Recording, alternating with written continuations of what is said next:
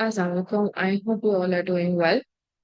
Okay, let's first discuss the question that might be coming for the paper, which is basically the potato osmosis experiment. ठीक है? अच्छा.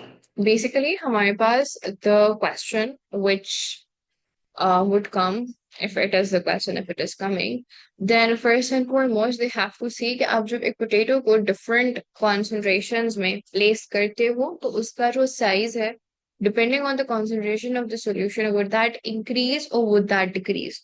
So now what concepts they can test in that question is वो आपका serial dilution या क्या कहते हैं simple dilution को टेस्ट करें, वो आपको एक स्टॉक सोल्यूशन दे दें और आपको बोलें कि आप डिफरेंट सॉल्यूशंस ऑफ, अगर तो सॉल्ट सॉल्यूशंस हैं तो डिफरेंट सॉल्ट सॉल्यूशंस प्रिपेयर करने को दे सकता है, सुक्रोज सॉल्यूशंस हैं डिफरेंट सुक्रोज सॉल्यूशंस को प्रिपेयर करने को कह सकता है.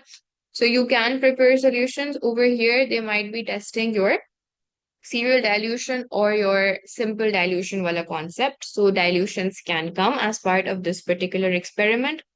Then once you've made different concentration solutions, then now वो ये भी possible है कि वो potato sticks आपको standardized काट के दें, but most expectedly ये हो सकता है कि आपको खुद अपने potato cylinders काटने होंगे. In your question they would tell कि आपको कितने size का potato stick काटना है. They would tell the width, the height, the length of the potato sticks, and they would give you the necessary instruments required to cut the potato sticks. अगर French fries कभी काटे हो तो आसान होगा potato sticks को काटना. If not then I would say make French fries for yourself today और tomorrow so that you can prepare for this particular step. So क्या कहते हैं उसके बाद क्या कहते हैं कट पोटैटो सिलेंडर्स और स्टिक्स, सारी एक साइज की आपने पोटैटो सिलेंडर्स और स्टिक्स काट ली.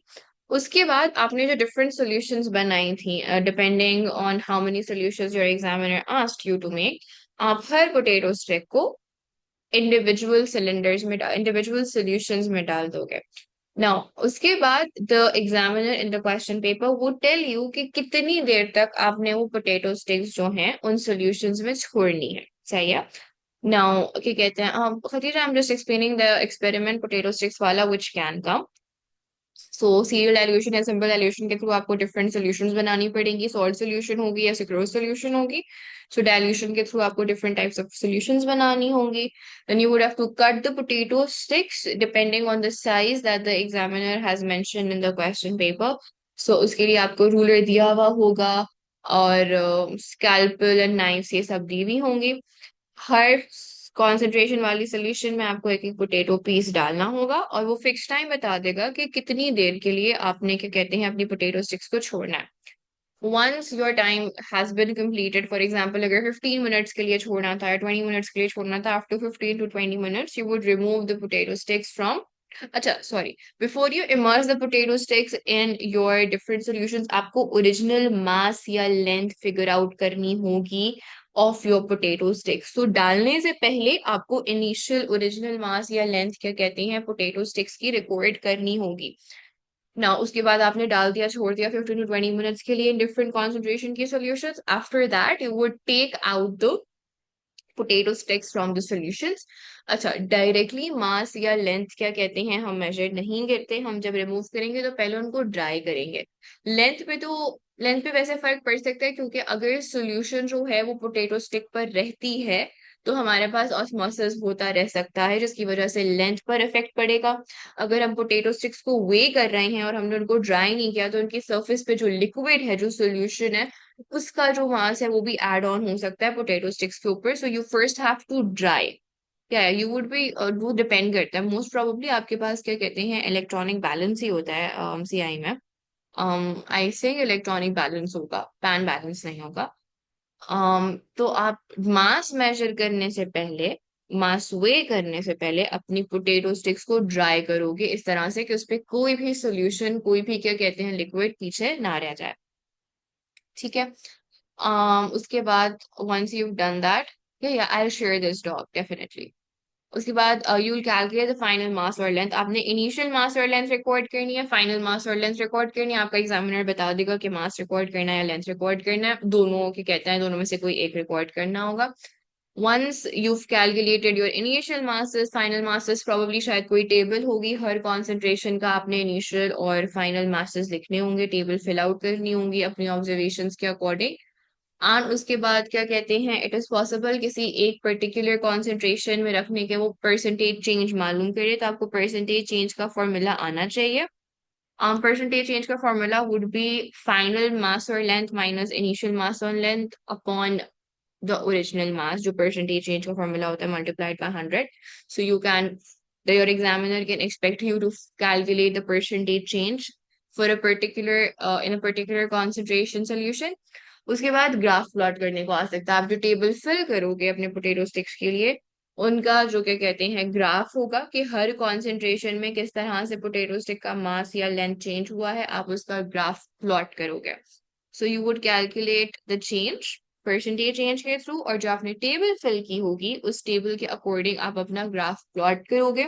Solute concentration is the independent variable. तो सोल्यूट कॉन्सेंट्रेशन आपका probably would be on the x axis most likely. अगर वो परसेंटेज चेंज वाई एक्सिस पे प्लॉट करवा रहे हैं तो आपको सारी क्या कहते हैं कॉन्सेंट्रेशन के लिए परसेंटेज चेंज निकाल के परसेंटेज चेंज वाई एक्सिस पे प्लॉट करना पड़ेगा। या अगर वो मास और लेंथ वाई एक्सिस पे प्लॉट करवा रहे हैं तो जो भी आपने मास और लेंथ नया फाइंड आउट किया है आप वो क्या कहते हैं वैल्यूज ग्राफ पे प्लॉट करोगे। जो भी ग्राफ पे आपका रिजल्ट आएगा आप उसको एनालाइज करोगे। एनालाइज किस तरह से करोगे कि दे कैन आस्क यू कि किस आपका ट्रेंड पूछ सकते हैं ग्राफ का, दैट डिस्क्राइब और explain the trend that you can see in the graph. तो हमारे पास जो ऑब्वियसली हाई वाटर पोटेंशियल वाली सॉल्यूशंस होंगी, जो डाइल्यूट सॉल्यूशंस होंगी, उनमें क्या कहते हैं जो वाटर है वो मूव कर रहा होगा inside the potato, and that is why the potato would be gaining mass. उसका क्या कहते हैं साइज लेंथ मास इंक्रीज हो रहा होगा। जो कॉन्सेंट्रेटेड सॉल्यूशन होंगे जिनका लो वाटर पोटेंशियल होगा वहां पर पोटेटो से क्या कहते हैं मॉइस्चर लीक आउट करके जा रहा होगा via osmosis into the solution. तो हमारे पास the potato would be losing the mass, would be losing length, would be losing its size. एक पर्टिकुलर ऐसी क्या कहते हैं सॉल्यूशन होगी जिसका water potential would be the same as the potential water potential of the potato. जो हमारे पास isotonic का केस होता है तो वहां पर जो पोटेटो का जो मास है या लेंथ है उसमें कोई चेंज नहीं आएगा। तो एक पर्टिकुलर कॉन्सेंट्रेशन ऐसी होगी which would be the same as the potential of the potato that you are using. ठीक है। और क्या आ सकता है, वो सोर्सेज ऑफ एरर पूछ सकते हैं कि सजेस्ट एनी इम्प्रूवमेंट्स और sources of error in the experiment. तो आप ये कह सकते हो कि ड्राई करने के टाइम पर आपका प्रॉपरली पोटेटो ड्राई नहीं हुआ होगा, इसकी वजह से जो मास है या जो आपने मास मेजर किया है वो एक्यूरेट नहीं है। सो ड्राइंग टेक्निक में कोई एरर हो सकता है। हमारे पास अगर पोटेटोज अनइवन है, फॉर एग्जाम्पल फ्रेंच फ्राइज में देखा होगा कुछ जो फ्रेंच फ्राइज होते हैं वो बिल्कुल इवनली कट होते हैं, बिल्कुल परफेक्ट क्या कहती हैं उनका रेक्टेंगुलर या सिलेंड्रिकल शेप होता है, लेकिन कुछ आड़े तिरछे किस्म के एबनॉर्मल इरेगुलर शेप वाले पोटेटो होते हैं। सो हमारे पास अगर पोटेटो अनइवन होगा उसका क्या कहते हैं लेंथ मेजर करना मुश्किल हो सकता है। So one source of error could be that because of the unevenness of the potato you were not able to measure the length of the potato correctly। तो इम्प्रूवमेंट तो आपसे कह सकते हैं सजेस्ट करने के लिए, तो आप क्या कहते हैं यू कैन से आप एक्सपेरिमेंट को अगर 2 या 3 दफा रिपीट करो और मीन वैल्यूज को यूटिलाइज करो तो आपका जो एक्सपेरिमेंट के रिजल्ट्स हैं वो बेटर हो सकते हैं, इम्प्रूव हो सकती हैं। cork borer, basically I'll show you guys what a cork borer is. Let me show you cork borer.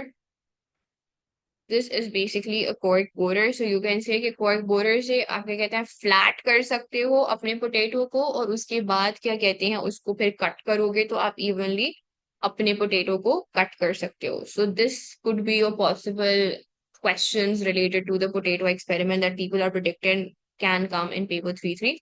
I'll share this document with you guys on the group so that you have an access to it. ठीक है? Any other questions regarding this particular experiment? Okay. We can now move towards the plan diagram wala section. Just a minute. I'll start my screen sharing my tab.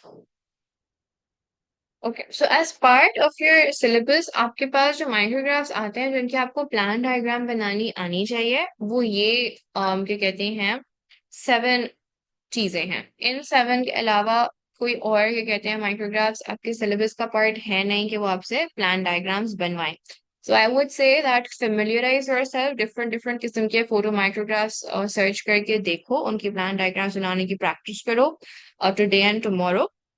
So I help you guys how कि किस तरह के कहते हैं माइक्रोग्राफ्स होते हैं और किस तरह से आप प्लान डायग्राम्स बनाते हो। ये बेसिकली आपके पास आर्ची और वेन का फोटो माइक्रोग्राफ है ना। इफ यू लुक, हमें करना क्या होता है प्लान डायग्राम्स में, हमें आउटलाइंस बनानी होती हैं। एंड देखो हमारे पास ना, एक तो आउटलाइन आप सही से बनाओ वो इम्पोर्टेंट होता है प्लान डायग्राम में, कि आप आउटलाइनिंग सही से कर रहे हो। और दूसरा प्रोपोर्शंस का प्लीज ख्याल रखना होता है। प्रोपोर्शंस का ख्याल रखने का मतलब ये है कि फॉर एग्जांपल अगर हम यहाँ पर देखें इस पर्टिकुलर आर्ट्री को, तो आर्ट्री में हमें नजर आ रहा है कि इतना डिफरेंस है बिटवीन दीज टू लेयर्स। जो हमारे पास एक, हम क्या कहते हैं, रिंकल्ड एंडोथेलियम बनाएंगे। अगर रिंकल्ड कोई चीज आपको नजर आ रही है तो प्लीज उसकी आउटलाइन आपने रिंकल्ड ही बनानी है। तो आपका जो एंडोथेलियम होगा वो आप रिंकल्ड बनाओगे। I'm not gonna trace the entire, I'm trying to trace out the entire thing, पर आप इस तरह से उसको रिंकल्ड बनाओगे। और एज जितनी ज्यादा रिंकल्स आपको नजर आ रही है कोशिश करो उतनी ही बनाने की। सही है। एंड देन अब फॉर एग्जाम्पल, अब आपके पास दूसरी आउटलाइन ये है और आपके पास तीसरी आउटलाइन आपको ये नजर आ रही है। ठीक है, और जितना आपको नजर आ रहा है बस आपने उतना पार्ट ही ड्रॉ करना है, अपने तरफ से और कुछ ऐड नहीं करना। नाउ लेट्स से आपने इसको क्या कहते हैं, ऑब्वियसली आप ट्रेस आउट तो नहीं कर रहे होगे, you are gonna make it on a paper. So अब अगर आप इसको क्या कहते हैं बनाना शुरू करोगे, और ये आपने फॉर एग्जाम्पल अपना एपिथेलियम बनाया और आपने इतना करीब सेकेंड लेयर बना दी, जबकि यू कैन क्लियरली सी कि आपकी जो सेकेंड लेयर है, जो आपकी सेकेंड आउटलाइन है, उसमें काफी डिस्टेंस है। सो आपने बस इन प्रोपोर्शंस का ख्याल रखना है कि जितने ही आपको गैप्स नजर आ रहे हैं इन द फोटो माइक्रोग्राफ, आपने उन गैप्स का, उन प्रोपोर्शंस का ख्याल जरूर रखना है when you are drawing out your plan diagram. So proportions and outlines, these are the two key things that you should focus when you're drawing the plan diagram। अब बाकी जो आपका रिमेनिंग पार्ट है, आपको कितना नजर आ रहा है, आपको क्या कहते हैं, इतना सेक्शन नजर आ रहा है। तो आपको जितना सेक्शन नजर आ रहा होगा आप उतना ही क्या कहते हैं ड्रॉ आउट कर रहे होंगे। ठीक है। Yeah, the second layer I basically mean this part, the purple part of it. This is the second layer that I'm referring to. So the first layer is your endothelium, जो wrinkle endothelium है, फिर purple आपके पास tunica media, और फिर बाहर जो orange area है वो आपके पास कहते हैं ट्यूनिका एक्सटर्ना है। So this is for artery, कि आप आर्टरी की जो तीनों लेयर्स हैं, एंडोथेलियम, एंडोथेलियम आर्टरी का रिंकल आता है, उसको रिंकल ही ड्रॉ करना है, उसको आपने क्या कहते हैं फ्लैट इस तरह से एंडोथेलियम ड्रॉ नहीं करना, you to draw a wrinkled endothelium. अच्छा, अगर वेन्स की बात करें तो वेन्स में अगर आप देखो तो जो एंडोथेलियम और आपका ट्यूनिका मीडिया है उसके दरमियान क्या कहते हैं इतना ज्यादा डिस्टेंस नहीं है। Like you see this is your tunica इंटेमा, जो आपका एंडोथेलियम है, और उसके साथ बिल्कुल कंटिन्यूस ही आपके पास सेक्शन है ट्यूनिका मीडिया का। यानी this is the layer of your endothelium, और उस एंडोथेलियम के साथ इतनी ही क्या कहते हैं जगह में क्या कहते हैं आपके पास ट्यूनिका मीडिया है। सो इतना ही डिस्टेंस या डिफरेंस होना चाहिए in the width of the separation between these two outlines. So proportions का you guys have to keep in mind। जब हम ड्रॉ कर रहे होंगे ब्लड वेसल्स, आर्टरी या वेन्स, तो हमें एंडोथेलियम बनाना होता है, ट्यूनिका मीडिया बनाना होता है, ट्यूनिका एक्सटर्ना बनाना होता है। प्रोपोर्शंस यानी कितना गैप है बिटवीन द टू लेयर्स, आपने उन प्रोपोर्शंस का ख्याल रखना होता है। और क्या कहते हैं, नहीं हम वेन्स को रिंकल नहीं बनाएंगे, बिकॉज हमारे पास जो वेन्स का एंडोथेलियम है वो रिंकल नहीं होता, वो फ्लैट होता है, तो उसको हम फ्लैट ही बनाएंगे। सो फॉर एग्जाम्पल ये कुछ इस तरह से आप क्या कहते हैं इसकी प्लान डायग्राम बना रहे हो क्या, समथिंग लाइक दिस। ऐसा यहाँ से कर्व करना होगा, सही है, समथिंग लाइक दिस। और उसके बाद क्या कहते हैं आपकी जो ट्यूनिका मीडिया होगी that would be very close to your endothelium.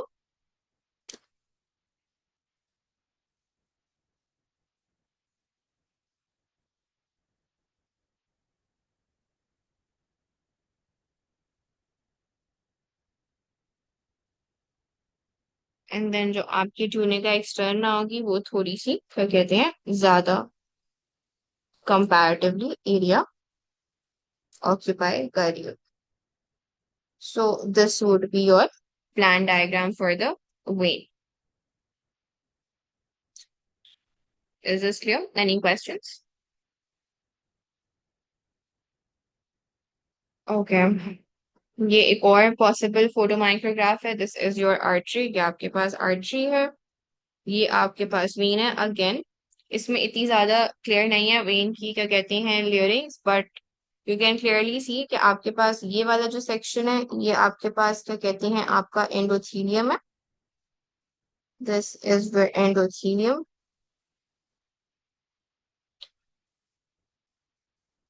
This is your tunica media for this particular artery और ये जो है ये आपका tunica externa. Okay now from the gas exchange topics आपके पास क्या कहते हैं ब्रोंकस का और आपके पास क्या कहते हैं ट्रैकिया का आ सकता है. Photomicrograph when we talk about bronchus. This is a nice structure, nice photomicrograph जो आप ब्रोंकस का बना सकते हो. यहाँ पर भी you have to be clear about the outlines जो आपको नजर आ रही है. सो आप सबसे पहले क्या कहते हैं एपिथेलियम बनाओगे. जो आपको शेप नजर आ रही होगी आउट बाउंड्रीज की आउटलाइन की आपने वही शेप नियरेस्ट पॉसिबल ड्रॉ करनी होगी. उसके बाद नाउ हमारे पास ब्रोंकिस में जो कार्टिलेज है वो क्या कहते हैं प्लेट्स की फॉर्म में होती है, डिसइंटीग्रेटेड डिस्क की फॉर्म में होती है.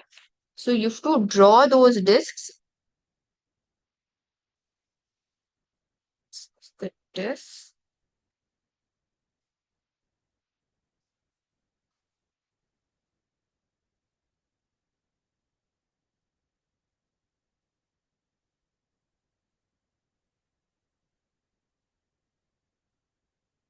देन क्या कहते हैं अगर आपको ये बाउंड्रीज विजिबल है तो आप वो विजिबल बाउंड्रीज भी ड्रॉ कर दोगे, लेकिन सिर्फ बाउंड्रीज ड्रॉ करनी है, सेल्स ड्रॉ नहीं करने. जो आपके पास बाउंड्रीज या लेयर्स हैं बस आपने वो ड्रॉ करनी है.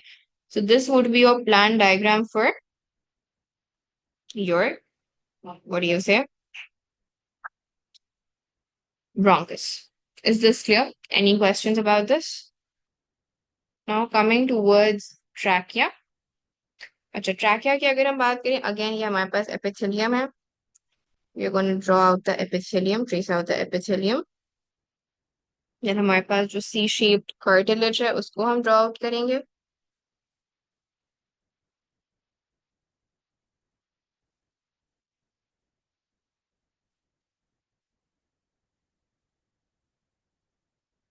एंड फिर ये हमारे पास जो एडवेंटिशिया की लेयर हमें नजर आ रही है we are going to trace that out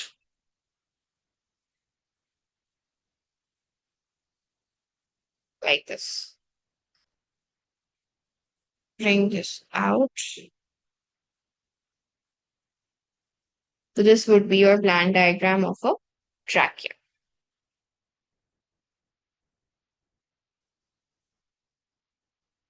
Then we have plant की structure. So this is plant stem and plant leaf. अच्छा हमारे पास सबसे पहले when we are drawing the plant diagram for the plant तो हम जब एपिडर्मिस की बात करते हैं ये अक्सर क्वेश्चन आता है कि एपिडर्मिस को हमने एक सिंगल लाइन के थ्रू दिखाना है कि हमने एक डबल लाइन के थ्रू दिखाना है. तो देखो हमारे पास क्या कहते हैं एक लेयर जो होगी वो इस तरह से क्यूटिकल की बनेगी. ये वाली जो लेयर है जिसको मैं हाईलाइट कर रही हूँ ब्लैक से ये हमारे पास पूरी आपको लेयर बनानी होगी ऑफ द क्यूटिकल. तो something like this for the cuticle. और क्यूटिकल के नीचे हमारे पास पूरी जो ये एपिडर्मिस की लेयर जा रही है हमने इसको ट्रेस आउट करना है. तो आप वो बना दोगे. So this would be directly below this.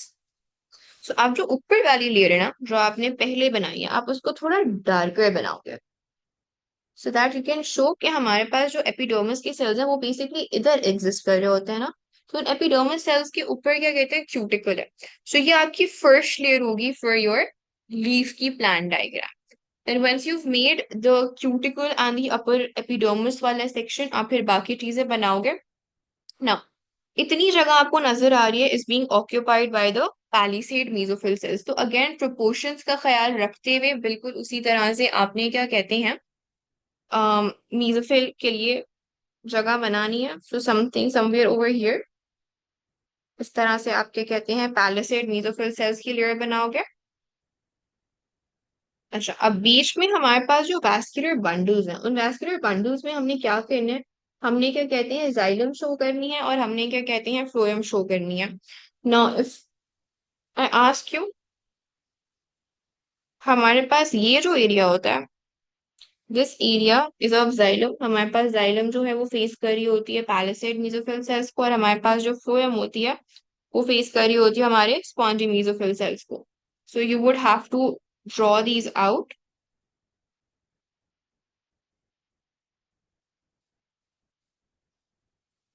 So आप बीच में कहते हैं ड्रॉ आउट कर रहे होगे जाइलम का एरिया,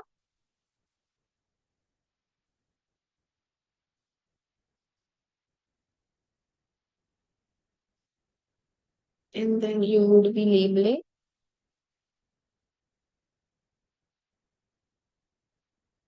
फ्लोएम। और बीच में जो आपके पास क्या कहते हैं इस तरह के थोड़े से आपको और सेल्स नजर आ रहे हैं, आप उनके लिए भी एक क्या कहते हैं लेयर ड्रॉ आउट कर दोगे। ठीक है, and then you would basically have your final layer जो कि आपकी क्या कहते हैं लोअर एपिडर्मिस की आ जाएगी। सो आप अपना लोअर एपिडर्मिस थोड़ा सा नीचे ड्रॉ करोगे अपने जाइलम से, क्योंकि आपका लोअर एपिडर्मिस नीचे आ रहा है आपके जाइलम से, आपके वैस्कुलर बंडल से।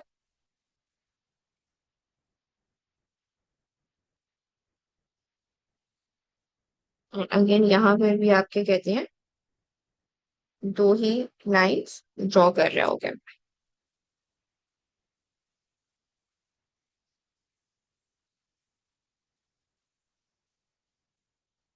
सही है।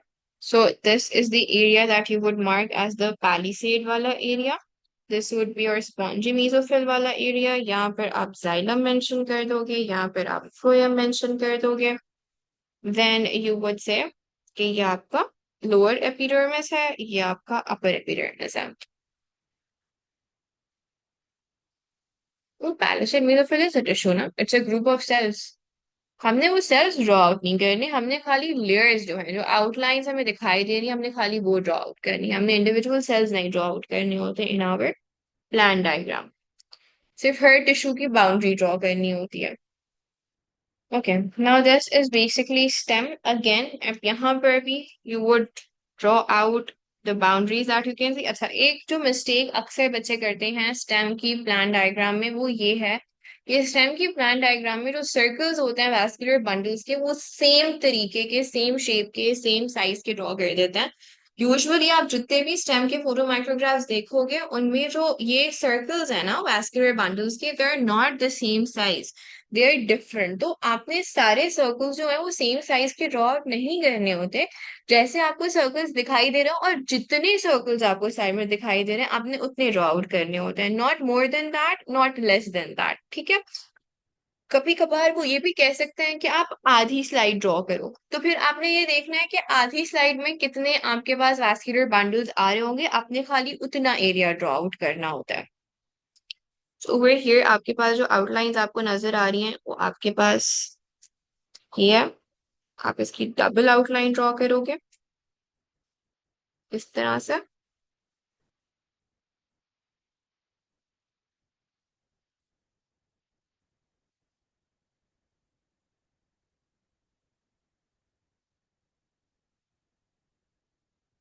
Then you draw the vascular bundles.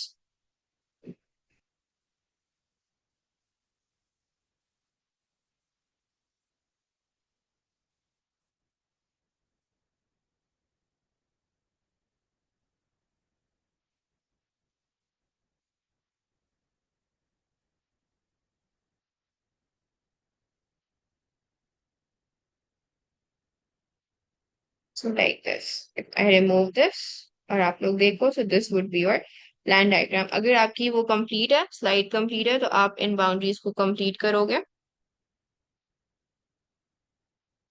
This is how your plan diagram of a stem would look like. Is this clear?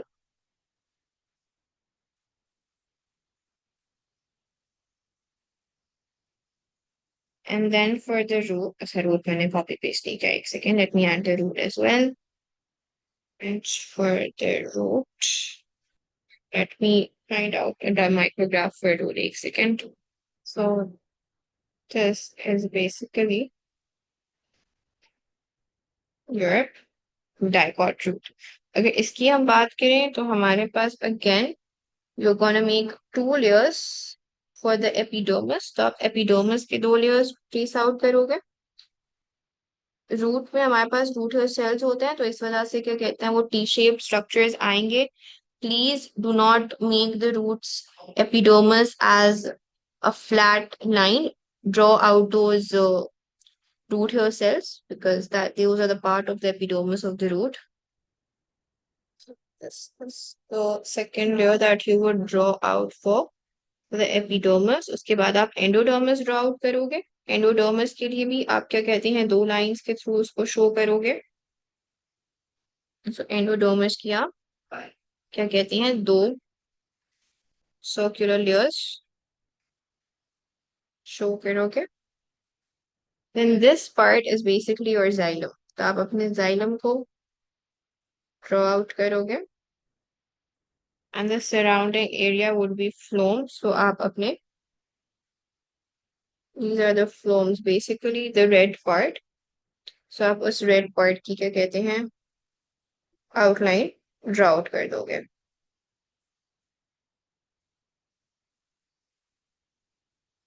Is this clear? Any questions about this? So yeah, something like this would be your the phloems, the phloem tissue. अच्छा जब वो four adjacent sales की बात करें तो देखो हम जब फोर एडजेसेंट सेल्स की बात कर रहे होते हैं ना. So let me find out a diagram for that. या मेरे पास शायद वो सेल ऑर्गेनेल्स में आई वुड हैव इट, एक second. Adjacent cell walls would be here somewhere.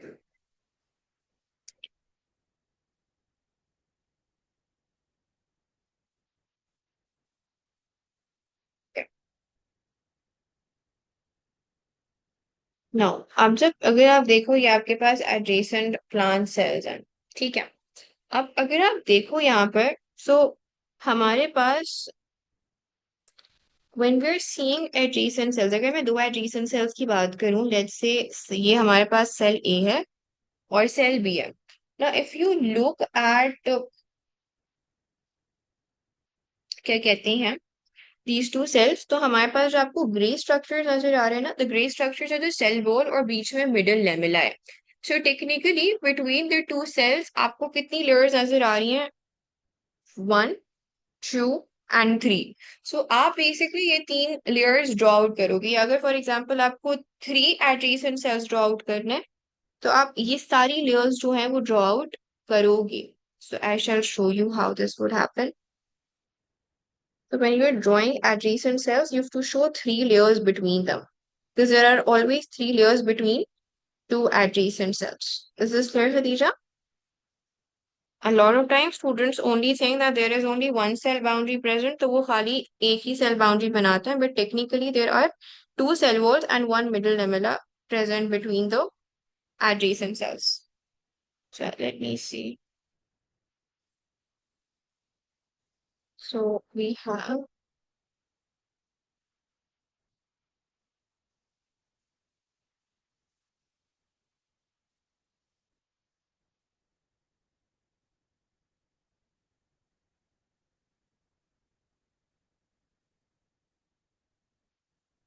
this would basically make for three adjacent cells.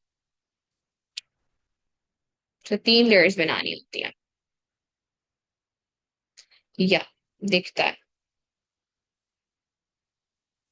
Theory as such आपको cell वाला जो चैप्टर है उसकी थ्योरी पता होना चाहिए, बिकॉज और आपको क्या कहते हैं वेसल्स के बारे में पता होना चाहिए, ट्रैकिया ब्रोंकस के बारे में पता होना चाहिए, मतलब जिन जिन चीजों के माइक्रोग्राफ्स आ सकते हैं आफ्टर ऑल यू कैन चीजों के आ सकते हैं, क्योंकि आपके सिलेबस में एक्सप्लिसिटली मेंशन है कि आपको ये माइक्रोग्राफ्स दे सकते हैं वो। तो इनके रिलेटिव जो थ्योरी है या लेयर्स लेयर्स की प्रॉपर्टीज आपको वो पता होना चाहिए। Is this clear? Do you guys also want to go over stage micrometer and calibration वाला part? या do you guys know that? Calibrations भी करनी है? अच्छा, calibrations भी कर लेते हैं। Let me pull out the calibrations वाला document. Okay, first and foremost calibration का जो पार्ट होता है आपके पास क्या कहता है, अच्छा वैसे I don't really remember, but जो स्टेज माइक्रोमीटर की स्लाइड होती है वो स्टेज माइक्रोमीटर की स्लाइड वो आप लोगों को एज इट इज देते हैं ना, like the slide is given to you guys, is that correct? Stage micrometer scale वाली, राइट? सो आपके पास एक ग्लास स्लाइड होगी विच दे वुड से कि ये आपके पास स्टेज माइक्रोमीटर है। अच्छा, उस ग्लास स्लाइड को जैसे आप अपने नॉर्मल स्पेसिमेन की स्लाइड को रखते हो, बिल्कुल उसी तरह से आपने उस ग्लास स्लाइड को अपने क्या कहते हैं फिट करना है उसके क्या कहते हैं स्टेज में, इस तरह से कि आपका जो भी स्टेज का पूरा पार्ट है उसमें वो अच्छे से स्टक हो जाए, वो लूज ना हो, बिल्कुल अच्छे से उसको आपने क्लास्प कर देना। नाउ दिस इज समथिंग, ये जो नंबर्स आपको दिखाई दे रहे हैं ना, ये नंबर्स आपको क्या कहते हैं अपने आईपीस लेंस में जब आप अपनी आंख से ऑब्जर्व कर रहे होगे स्लाइड को, ये दिखाई दे रहे होंगे ना हमारे पास। या श्योर हाशिम। मिस मुझे ये बात समझ में आती है कि ये जो हम स्पेसिमेन के लिए एक तो हम स्लाइड रखते हैं ना, तो उस पर हम अगर हमने कैलकुलेशंस करनी है तो हम आईपीस ग्रेटिट्यूड स्केल किस तरह रखेंगे, मतलब उसी स्लाइड के ऊपर। जो आईपीस रेटिक्यूल है वो आपके माइक्रोस्कोप के लेंस में मौजूद होता है। आईपीस रेटिक्यूल को आप कहीं पर भी नहीं रखते हो, वो आपके क्या कहते हैं जो आप जब देख रहे होगे ना माइक्रोस्कोप से, तो उस माइक्रोस्कोप के अंदर ये स्केल ऑलरेडी एग्जिस्ट कर रहा होता है, ठीक है? ये ऑलरेडी एग्जिस्ट कर रहा होता है scale. You don't place this scale. हम क्या करते हैं, हमारे पास ऑब्वियसली हमें ये नहीं पता कि जो ये 0 से लेके 100 जो नंबर्स है ना इस आईपीस रेटिक्यूल के, उनकी क्या कहते हैं मेजरमेंट क्या है, उनकी लेंथ क्या है। क्योंकि ये जो स्केल होता है ना इसके कोई यूनिट्स नहीं होता है, आईपीस रेटिक्यूल्स के यूनिट्स नहीं होती हैं। सो इवन अगर मैं कहूँ कि अच्छा 50 आईपीस रेटिक्यूल की लेंथ पे मेरे पास कोई चीज आ रही है, 40 की लेंथ पे कोई चीज आ रही है, मुझे एग्जैक्टली नहीं पता कि ये 40 क्या है, 40 सेंटीमीटर क्यूब्स है, 40 माइक्रोमीटर्स है, 40 मिलीमीटर्स है, वी डोंट नो दिस। सो हमारे पास हमें ये पता होना चाहिए, हमें कैलिब्रेट करना होता है अपने आईपीस ग्रेटिट्यूड को, बिकॉज इन 100 नंबर्स की क्या वैल्यू है, क्या मैग्नीट्यूड है, we don't know that. And for that before we start observing our specimen, we first calibrate our eyepiece graticule, ताकि हमारे पास आईपीस ग्रेटिट्यूड के जो ये नंबर्स हैं उनसे कोई मीनिंग कोई मैग्नीट्यूड अटैच हो जाए, ये कैलिब्रेट हो जाए, ताकि अब जब हम आईपीस ग्रेटिट्यूड स्केल के थ्रू अपने स्पेसिमेन को मेजर करेंगे तो हम उस स्पेसिमेन के क्या कहते हैं लेंथ हो गया, डायमीटर हो गया, इन सब चीजों को कैलकुलेट कर सकें। तो उससे पहले हम एक स्टेज माइक्रोमीटर को रखेंगे। स्टेज माइक्रोमीटर में आपको इस तरह से क्या कहते हैं लाइंस नजर आएंगी, यहाँ पे कोई नंबर्स नजर नहीं आएंगे। However your examiner would tell you कि जो ये माइक्रोमीटर है ये 0.1 का है, 0.01 का है, 0.05 का है। For example in this particular case हमारे पास जो ये स्टेज माइक्रोमीटर है इसका जो स्मॉलेस्ट डिवीजन है इट इज 0.1 मिलीमीटर।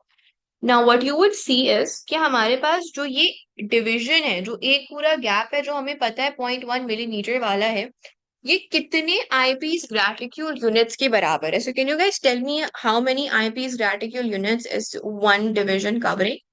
एंड ये 0.1 मिलीमीटर क्या कहते हैं, कितने ईपीजी की लाइंस के बराबर है? राइट, सो हमारे पास 0.1 millimetre is basically equals to 50 eyepiece graticule units. So इससे हम एक जो यूनिट है ना, एक जो हमारे पास डिवीजन है उसकी वैल्यू फिगर आउट कर सकते हैं। किस तरह से? We would say that 50 eyepiece graticule divisions is equals to 0.1 millimetre. So one division की क्या वैल्यू होगी? सो हमारे पास this would come out to be 0.1 divided by 15. Can somebody tell me what would be the answer to this? I don't have my calculator with me at the moment. This is coming out to be 0.002. तो अब हमें पता है कि एक जो ये है एक डिवीजन वो 0.002 का है। अच्छा, अब हम क्या करते हैं, we then remove the stage micrometer. अब हमारे पास स्पेसिमेन आ जाता है। फॉर एग्जांपल आपके पास मैंने अब स्पेसिमेन रख दिया। स्पेसिमेन जो है आपका एक सेल है, और वो जो सेल है वो let's say that cell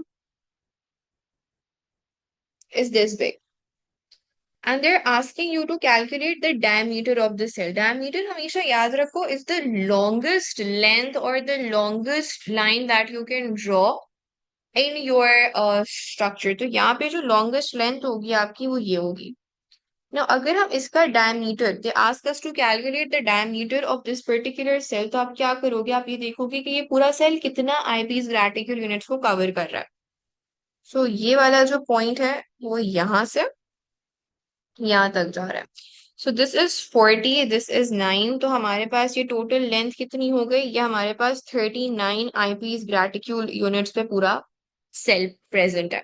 1 unit की क्या वैल्यू थी, 1 यूनिट की वैल्यू हमने फिगर आउट की थी 0.002। सो वी वुड सिंपली से 1 eyepiece graticule division is equals to 0.002 millimeters.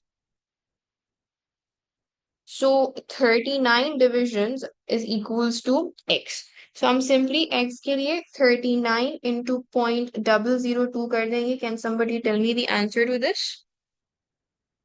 Okay, this is coming out to be 0.078 millimeters. कभी कभार वो आपसे कहते हैं कि माइक्रोमीटर्स में इसको कन्वर्ट करके दे दें ताकि एक अच्छी वैल्यू आ जाए, पॉइंट्स के बजाय होल नंबर वैल्यू आ जाए। So for micrometers आप क्या करोगे, आप मल्टीप्लाई बाय 1000 कर दोगे। सो 1 2 3 आपके पास 78 माइक्रोमीटर्स आ जाएगा diameter of your cell. Is this clear, does this make sense? अब ये एक क्वेश्चन है, this is I think so from a P3। They simply ask कि जो ये सेल है आप इसका डायमीटर कैलकुलेट करें। नाउ ये हमारे पास आईपीस ग्रेटिक्यूल के कहते हैं है, और मैंने इसको सॉल्व किया हुआ था आप लोगों के लिए। लेंथ ऑफ एक्स वाई पूछी थी, तो सबसे पहले आप ये देखोगे कि जो एक्स वाई है वो कितने डिविजन्स को कवर कर रहा है।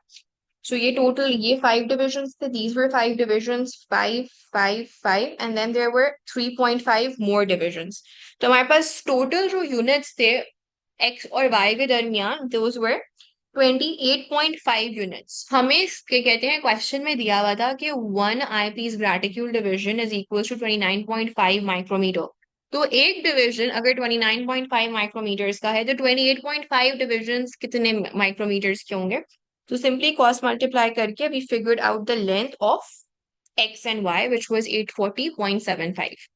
Is this clear? तो इस तरह की क्या कहते हैं स्पेसिमेन या डायग्राम आ सकती है जिसको आपके क्या कहते हैं, आपको उसकी लेंथ बतानी होगी या डायमीटर बताना होगा या डिस्टेंस बताना होगा। Any other questions? यस आशम।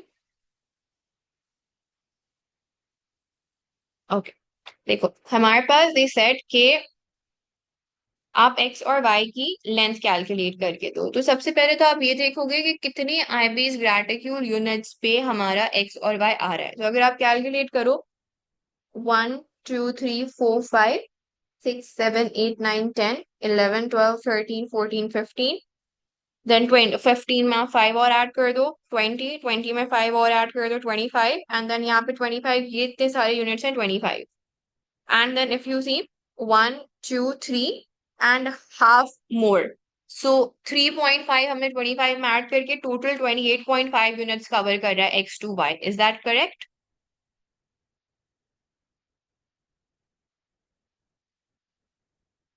इतने यूनिट्स हैं। अब हमें पता है कि एक यूनिट की जो वैल्यू है, 1 unit 1 eyepiece graticule division is equal to 29.5 micrometre. एक जो डिस्टेंस है, एक जो डिवीजन है वो 29.5 माइक्रोमीटर्स का है। तो अगर एक डिवीजन एक डिस्टेंस 29.5 का है, सो हम क्या 29.5 से मल्टीप्लाई कर देंगे 28.5 को, तो हमें क्या 28.5 यूनिट्स का डिस्टेंस या लेंथ पता चल जाएगी। मिस, जी, ये 29.5 किस तरह हुआ? ये हमें गिवन है, ये हमने कैलिब्रेट किया है कि एक जो डिवीजन है that is equal to 29.5 micrometres. ये कैलिब्रेशन हमसे या तो पिछले पार्ट में करवाई भी होगी या क्वेश्चन में गिवन होगी।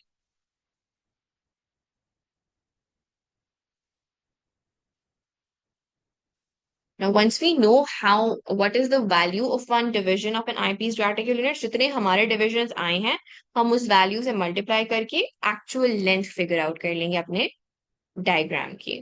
Is this now clear? मुझे ये समझ नहीं आ रही कि ये जो 28.5 है ये तो हमारा इससे हमने कैलकुलेट किया ना, तो ये 29.5 किस तरह हुआ है? ये 29.5 इस तरह से हुआ है। देखो हमारे पास लेट्स से उन्होंने स्टेज माइक्रोमीटर दिया हुआ होगा, उन्होंने बताया होगा कि इस स्टेज माइक्रोमीटर के जो डिविजन्स हैं उनकी क्या वैल्यू है। हमने स्टेज माइक्रोमीटर से कंपेयर करके इस आईपीस रेटिक्यूल के यूनिट्स फाइंड आउट किए होंगे कि एक डिवीजन की जो वैल्यू है वो 29.5 है। ये हमने स्टेज माइक्रोमीटर के थ्रू किया होगा, ठीक है। या फिर उन्होंने हमें क्वेश्चन में बताया हुआ होगा that one eyepiece graticule unit is equal to 29.5 micrometre. तो या ये क्वेश्चन में खुद गिवन होगा या हम ये खुद कैलिब्रेट करेंगे। Is this clear now Hashim? बच्चे वो क्वेश्चन में या तो ये एक चीज देंगे ना हमें, they would tell this division हमें कि एक आईपीस ग्रेटिक्यूल डिवीजन कितने क्या कहते हैं माइक्रोमीटर्स मिलीमीटर्स के इक्वल है, वो हमें ये बताएंगे क्वेश्चन में। और अगर वो नहीं बताएंगे तो हम कैलिब्रेट करेंगे, जैसे हमने यहाँ पर कैलिब्रेट किया। हमें स्टेज माइक्रोमीटर गिवन होगा, जब स्टेज माइक्रोमीटर गिवन होता है ना तो हमें ये पता होता है कि स्टेज माइक्रोमीटर का जो एक डिवीजन है वो 0.1 मिलीमीटर का है, 0.05 मिलीमीटर का है या 0.10 मिलीमीटर का है, वो ये हमें बता देते हैं। So from the stage micrometer what we do is कि हमारे पास स्टेज माइक्रोमीटर हमें पता है कि ये लेंथ जो है ये 0.1 मिलीमीटर की है। सो 50 आईपीस रेटिक्यूल यूनिट्स अगर 0.1 मिलीमीटर के इक्वल है तो can I say that 50 units equals to 0.1 millimetre? क्या मैं ये कह सकती हूँ? एंड उसके थ्रू मैं 1 यूनिट की वैल्यू फिगर आउट कर सकती हूँ कि अगर 50.1 के हैं तो 1 कितने का होगा, एंड आई वुड सिंपली से 0.1 डिवाइडेड बाय 50। बिल्कुल उसी तरह इन्होंने भी पिछले पार्ट में हमें आईपीस, पहले ये स्लाइड दिखाने से पहले हमें एक स्टेज माइक्रोमीटर गिवन होगा। उस स्टेज माइक्रोमीटर के थ्रू हम फिगर आउट करेंगे कि एक डिवीजन की वैल्यू क्या है। And then once they we calibrated the eyepiece gratitude unit, फिर नेक्स्ट पार्ट में वो हमें स्लाइड देंगे या डायग्राम देंगे और हम पिछले पार्ट की वैल्यू को यूज करते हुए अपना आंसर फाइंड आउट करेंगे। Is this now clear? Good. Okay. Any other questions that you guys might have related to PT8? I think so we've covered all the possible things that we could have gotten. I'll share the potato sticks wala document with you guys on the group. ठीक है? Okay. Thank you so much for joining in. Allah Hafiz.